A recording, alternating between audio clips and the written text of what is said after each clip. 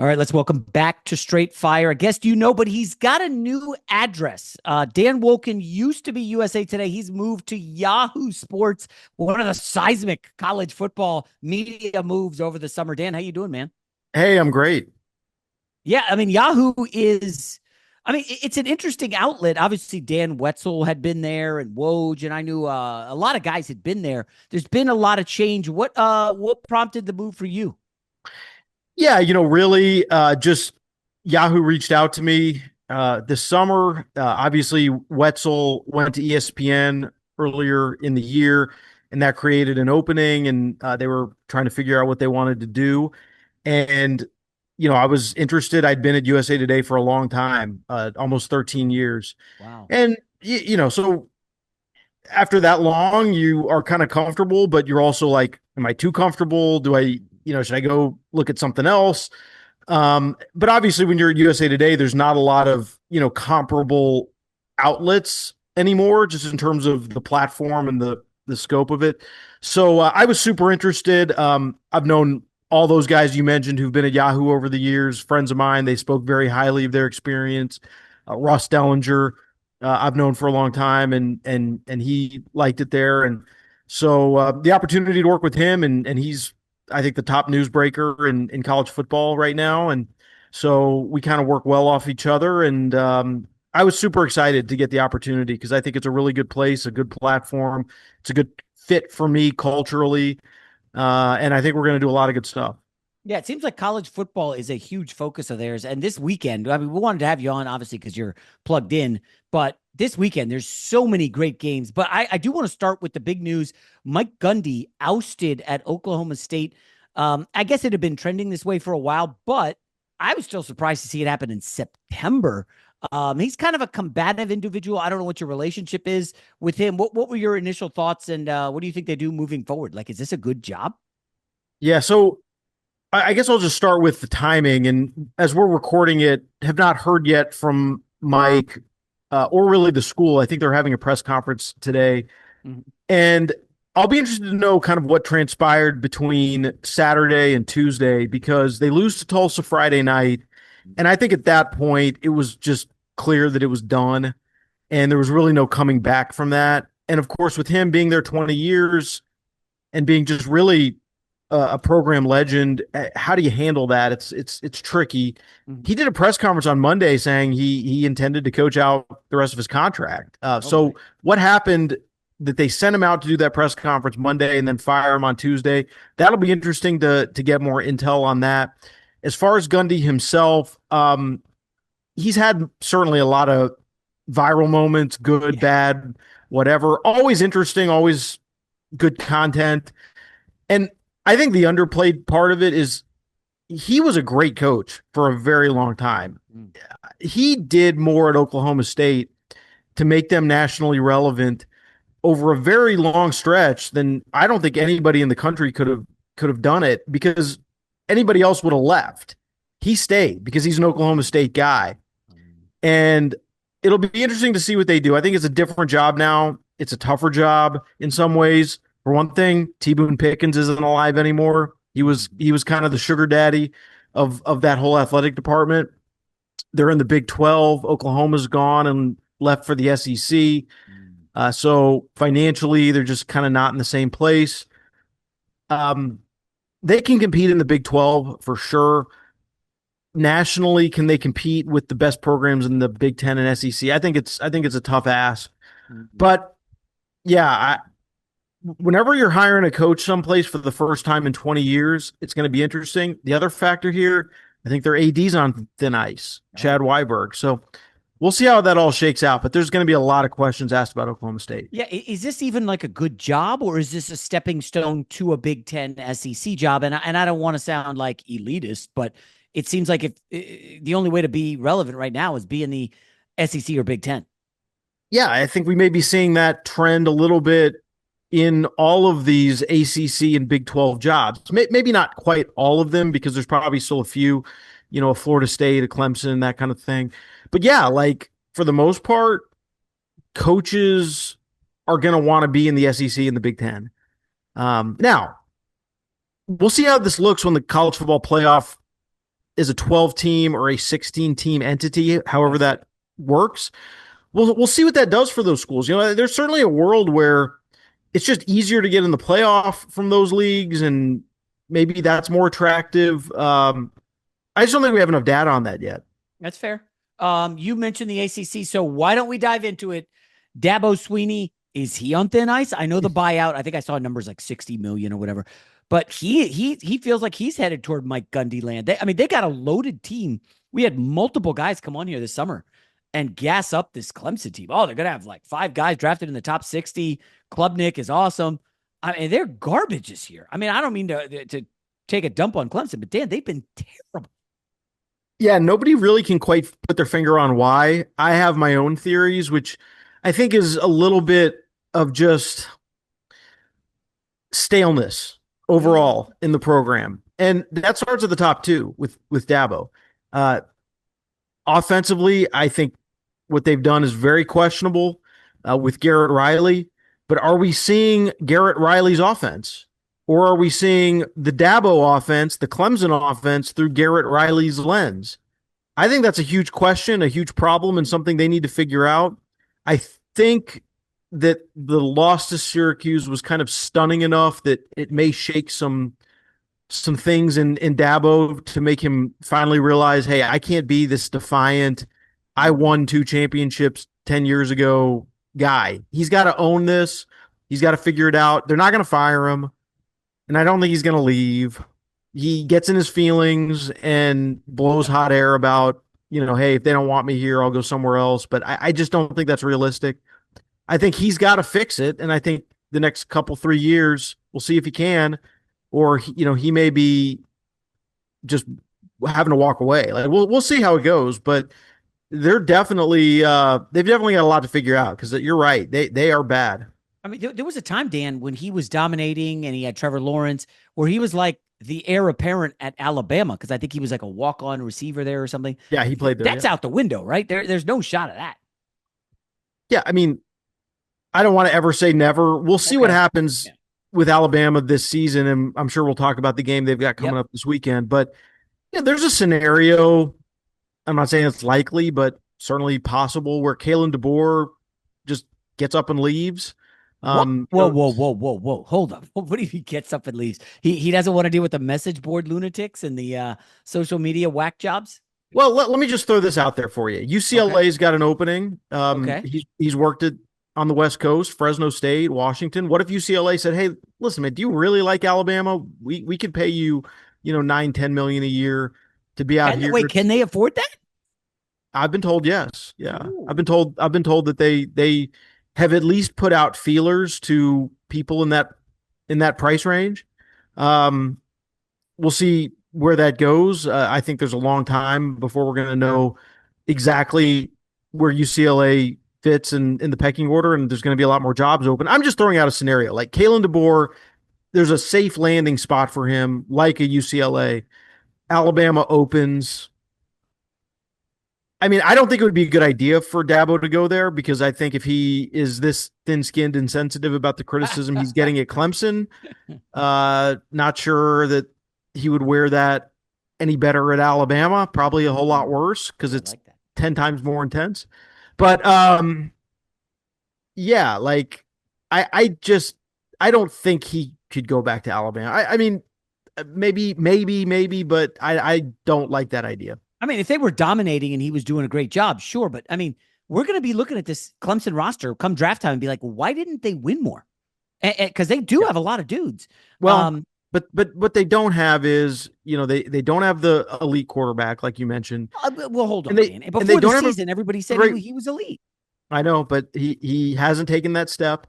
And then they don't have a elite running back. I mean, think about the teams they had with Travis Etienne, and they don't have a guy like that. They started in the season opener a converted wide receiver to play running back. So I think they are a little down talent-wise. I think maybe their talent was a little bit overrated. So why is that? Why are they down talent-wise? Because they don't want to spend an NIL or what? No, I mean, I think they're competitive there. But Dabo and that staff, or at least the staff he had in place when they were winning championships, they really evaluated well. I mean, there were guys, yeah, they had some big time 5-star talent, Mhm. but they didn't have as many as the Alabamas. They did develop some 3 and 4 stars into 5 stars, and that's how they Coach him got up. to Yeah, that yeah, level. yeah. And I Okay. don't think they're doing that as much now. Interesting. All right, let's pivot to Saturday. LSU at Ole Miss. I'm surprised. Ole Miss is favored. Now, speaking of combative with the media, Brian Kelly, I mean, one of my favorite press conferences of 2025 so far, just got so upset after the Florida game. I will say this, Nussmeier, who was supposed to be like a great prospect, he looked good against Clemson. I haven't seen it since. I've been reading, oh, he's got nagging injuries. If Kelly loses this game, again, they're fourth in the country and underdogs here on the road. I don't know. What's your read on it? Well, I thought you were going to ask me about the real important story from this game, which is Uh-oh. that Lane Kiffin's daughter is dating Whit Weeks, the linebacker at LSU. You know, Really? I they was unaware of that. they Wait, Lane hard Kiffin's daughter, who goes to USC? um I don't know where she goes. I think she Okay. might go to Ole Miss. Okay. He's got multiple kids because his family is in my area where I live out here, and his daughter's was like a big deal, and she Yeah, plays volleyball. Landry, his Landry Okay, Kiffin. got it. So they hard launched, the relationship, Instagram official, as the kids say, yesterday on game week, Oh which gosh. which smells a lot like mind games to me. I mean, and Mm, I'm sure it's Kiffin, Lane Kiffin pulling the strings on. I mean, it's got to be right. Get probably. get in the head a little bit of the Jeez. people down in the bayou, but um yeah, no, all kidding aside, it's an interesting game. Everyone kind of went hard on the LSU bandwagon after they beat Clemson in the Yeah. opener. Does that win really mean as much now? Mm, Don't think so. Their offense is a little sticky. Not sure how good they are, but at the same time, they're playing a defense in Ole Miss that has not performed all that well. Did play well against Tulane last week, but let's get serious. It's Tulane. Um, I think it's a good test. It's a good test for both teams. And um. I would lean toward LSU, but I'm certainly not discounting Kiffin and their ability to win that one. Okay. Ohio State travels to Husky Stadium. They are Washington's undefeated. I didn't even realize that. Ohio Yeah, State 8.5 point favorite. First real test for the young quarterback at Ohio State. Against the Texas team at home, it was very safe. Going on the road, is this dangerous for the Buckeyes or no? yeah, I think it could be. We learned a few things about Ohio State in that opener, but Mhm. it's an opener, and they're probably a little bit different just in terms of the development process. 3 weeks is a long time in a college football season, and they haven't really done anything of note since then. I mean, Mhm. they've kind of been off the radar. And so now you have to kind of gear it back up. It's a long flight, long trip. We'll see how they handle it. I really don't have much of a read on Washington at this stage. They were very impressive against Wazoo last weekend. They should be better than they were last year for sure. I just don't have a lot of context for them, and so this will be that game where we, I think, learn how good Washington might be with Jed Fish in year two. uh, in a game where I'm, as the kids like to say, low key nervous. Notre Dame goes to Arkansas. Number keeps going down. Notre Dame 3.5. Arkansas, I like their quarterback. He's got some Kaepernick in him. I don't know. And Notre Dame's secondary is awful. And I see two starters are questionable. I don't know. Going on the road, they're lucky this is a noon kickoff and not at night in Fayetteville. Um, if the Irish lose this, is kind of the bloom off the Marcus Freeman rose. Well, I don't know about that, but I do think that if they lose, I think a lot of fingers get pointed toward Chris Ash, the defensive coordinator. Um, Ah, their defense has not been very good yeah, this year. Arkansas hasn't either. There's going to be a lot of points scored in that game, at least on paper. There should be. yeah. Um, but I think that's the disappointment. You started to hear some questions this week about, is Marcus Freeman going to have to get more involved in the coaching of the defense, that kind of thing. Mhm. Um, Look, he got him to the championship game last year. I think Right. people love the guy.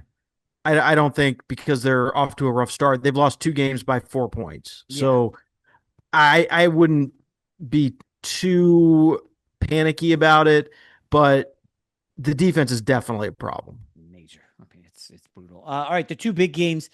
Let's start with Georgia, Alabama. It's in Georgia. The spread is small, but I don't know. I'm nervous for Alabama and Kalen DeBoer, especially with what you said about the potential for the UCLA job. I just don't Well, know if Georgia's that good though, Dan. I yeah, don't. no, let me just be clear. I am not sourcing that. I'm just sort of No, of throwing course. that out as a theory, as a possibility, because it's real. Like Yeah. Kalen DeBoer's off to a rough start. Now, if they win this weekend, that narrative will change, and Yes. maybe Alabama just is the team that people thought it was going to be, and they just had a bad week one against Florida State. Time will tell. The interesting part of this is Kirby Smart has an incredible, almost spotless record against everybody else, but he's like 1-9 against Alabama Wow. or 1-8, something like that. It's crazy bad how Georgia's played across a number of years against Alabama, and now not just Nick Saban. They lost last year to the DeBoer team. That's right. So that's interesting. My people at Georgia, the narrative that I'm getting is that the secondary is really not good. They're just not playing as well defensively as people thought. Uh, some would say now that NIL and everybody can pay players, Georgia's not as stacked as they once were. They don't have that same depth of talent. I think there's something to that. Yeah, we're going to find out a lot about them. It's a night game. It's in Athens. It'll be a crazy crowd. Historically, it's the kind of setup that Georgia fans would have like feared and been really scared about because they just always lost that game, Yeah. especially to Alabama. Now there is, I think, a lot more just overall confidence, but we got to find out. I mean, they won that game at Tennessee, but it was kind of a miracle. And yeah, I'm fascinated. Yeah. Is that the game you're going to be at, or are you going to be I'll at be Oregon, there. Yeah. Penn State? Oh, you're No, I'll going to be there. Alabama. Oh, that's right. You're an Atlanta guy. I live in Atlanta, so easy drive right. for me. And then my colleague Ross is going to go up to Penn State. He lives in DC, so it's an easy trip for him. Easy Works drive. out well for both of us. So the Oregon Penn State game, it's funny. We talked about quarterbacks kind of struggling. All these guys, Arch Manning, who I don't even think we just need to talk about. He's just not good right now. Yeah. And then you talk about Klubnik struggling, Nussmeier. Dante Moore's kind of showed out. I remember watching him at UCLA, and he was just a runaround guy. He looks much more refined, but Oregon hasn't really played anyone. Sorry, Oklahoma State fans. I am curious. This is a tough spot for the young kid. Well, young, I think he's like 21, going to a whiteout at Penn State at night and trying to deliver. Pretty fascinating matchup. Do you want to start with Oregon or James Franklin choking in all these big games? Well, I'll pick up on your point about Moore. He was extremely well regarded coming out of high school. Everybody wanted him. I mean, he was the 5-star of 5 stars, and made the mistake in retrospect of going out to UCLA and playing for a Chip Kelly who was completely checked out and who was incredibly lazy as a recruiter and had no help, for him. It was just a bad deal, a bad situation. He leaves. He has the benefit of going to Oregon where, he knew he wasn't going to play last year. I think that was probably a very mature decision by the young man to understand that situation and say, look, I can take a year and learn. And he did that. And I think he's better for it. We'll see what happens in this road test. Penn State, I would say, just in terms of the eye test, has maybe been slightly disappointing. Interesting. At least in terms of what I expected. I just expected. They haven't played anybody though, right? I expected their offense to function at a higher level than it has, thus far. Wait, hold on. That doesn't mean it won't. Dan, 46-11, 34-0, 52-6. Now they've played basically the Sisters of the Blind so far. There's been a lot of garbage time points there where I know I understand the numbers, but I'm just saying that's why I said eye test. This is why we bring you on, because eye test has been just okay. So again, how do you gauge that when the team doesn't have to play well to win? We'll see. They will have to play well against Oregon. I mean, I'm just to the point with Oregon, with Dan Lanning, that I'm just always going to think they're good. They have incredible talent. They have been, awesome in NIL, and Lanning is a kick-ass football coach. Like he just is. I have some issues with some of his gambles and game management stuff, but in terms of preparing and motivating, he's top tier. So they're going to be ready to play, and I'm sure they're going to be good. You think they could pull the upset here? I mean, well, they can, Yeah, but will of they? course. I'll put you on the spot. Would you take them here? I mean, the line's You know up to what, I mean, 4. you know what So I'm going to? I'm going to take Oregon in this game. I think Oregon yeah. wins straight up. Well, is the I just coaching mismatch just huge? I'm sorry, James Franklin fans. I'm sorry, but in these big games against yeah. top 10 teams, the numbers don't lie. He's like, I don't know if he's like 1-17 or something crazy, but it's not great. There's all kinds of things we could talk about there. He gets real weird. It's a game management issue. He gets really weird. I mean, what some of the stuff he did in that quarterfinal or the semifinal game last year against Notre Dame was bananas. Just absolutely bananas. I don't know what it is. I really don't know, like, if he just has this sort of like weird philosophical thing that he can't shake loose of, or if he just kind of goes in and it's all feel. What does he really believe in as a coach when it comes to some of these decisions? I don't know. I really don't know. I mean, he's not a bad coach. You don't win as much as he's won if you're a bad coach. But every game is going to come down to 3 or 4 play calls, and he just makes a lot of the wrong ones. Okay, so these are the numbers. So James Franklin against top 5 teams. Now, I think this is all of his head coaching spots. 1-18 against top 5 teams. Now, it's not just Penn State; it's a previous stop as well. 4-25 against top 10 teams. So historically, when he has to step up in class, he just hasn't delivered. Now he's got good players. Who has a better roster, you think, Oregon or Penn State? I would say overall, maybe Oregon has more talent. Okay. But at Penn State, I mean, they've really developed guys. I mean, they have guys who've been in the program for a long time, and they have a good mix of talent and experience at Penn State. But I would just say raw talent, like who's going to have more dudes in the NFL? Probably Oregon. Interesting. We can wrap up with some breaking news. I don't know if you got a text about it. Yeah. But John Mateer surgery. Yeah. On his right hand according to Pat 40. Mateer is going to need surgery. He's going to be out for some time. That's not great. I mean, I don't know if you have any initial reaction because he had been playing great. The reaction is he going to be back by the Texas game? And that's October 10th. Yeah. So, so you've got a little time, you've got 17 days. Is that enough time for him to be back and to be up to speed? That's an unknown, right? And we're probably not going to have all the information about exactly the extent of the injury or exactly what the rehab is going to be. If I'm Oklahoma, I'm probably, just from a psychological standpoint, like playing this as if he's not going to play against Texas. Right. Yes. But I don't know. I really don't know. Obviously changes everything if he can't play. Now, I'm not well versed in the Oklahoma backup quarterback situation. Maybe the next couple of weeks we'll learn a little bit more, but it's unfortunate. Not that Mateer was like a Heisman guy. I mean, he's good. Wait, hold on. He was the Heisman favorite according to BetMGM. I'm with you. I'm not buying that. I mean, I'm with you. Yeah, he's a good player and he's helped them, but I don't think I think they're good beyond him. I think Oklahoma's good beyond him. But I was really looking forward to Red River because I want to see Arch Manning, how he handles, what looks like, to my eye, a real Brent Venables defense. Mm-hmm. The kind of vintage Brent Venables defense we saw at Clemson. And I want to see him play against that type of defense. And then, conversely, Texas's defense is really good too. Like that's an old school physical football game. And Red River always has stuff that happens that you never quite expect and you can't really predict.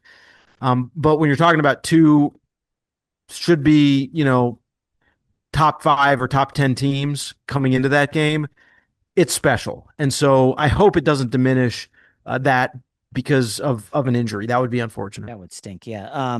Yeah, I'm with you on the whole Heisman thing for Mateer. Like we're at the stage where the gambling shops essentially are like, oh, that guy had a great game. Let's make him a Yeah. Heisman favorite to get some bets. It feels a little goofy. All right, Dan Wolken, Yahoo Sports. Obviously, follow him. Check out his stuff. Enjoy Georgia, Alabama. That'll be interesting this weekend. I'll go ahead and take Alabama on an upset. I'm with you. I like Alabama on the road, and I like Oregon on the road. Two road dogs. Fun. Yeah, it's great. Athens is a great place to see a game if you haven't been before. It's special.